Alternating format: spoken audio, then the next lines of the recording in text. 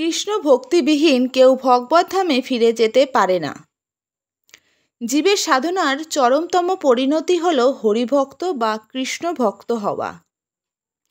যতক্ষণ পর্যন্ত জীব ভগবান শ্রীহরি বা শ্রীকৃষ্ণের চরণে শরণাগত হয়ে তার ভক্ত না হবে, ততক্ষণ পর্যন্ত সে যোগ, ধ্যান, প্রাণায়াম, বিভিন্ন দেবদেবীর উপাসনা যাই করুক না কেন, তার অধঃপতনের সম্ভাবনা থাকবেই।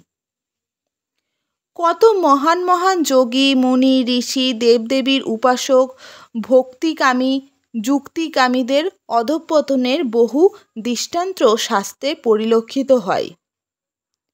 মহান যোগী সৌহরি মুনি জলের তলায় বহুকাল যজ্ঞ ধ্যান সাধনা করার পরেও তার অধঃপতন হয়েছিল।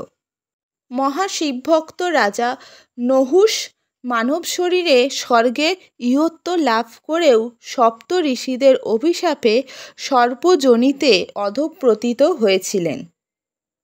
সুতরাং যারা এখনও কৃষ্ণ চেতনাহীন হয়ে অন্য কোনো সাধনা পদ্ধতি অবলম্বন করে ভগবত প্রাপ্তির প্রয়াস করছেন, তারা অজ্ঞতাবশত বৃথায় মূল্যবান সময়ের অপচয় করছেন।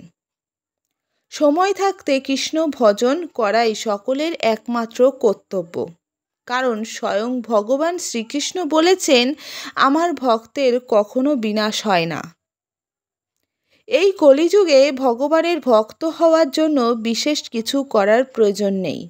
কেবল হরে কৃষ্ণ মহামন্ত্র জপ করার মাধ্যমে ভগবানকে অনায়াসেই লাভ করা যায়। হরে কৃষ্ণ। রাধে রাধে। জয় গোপাল। শ্রী গুরু জয়।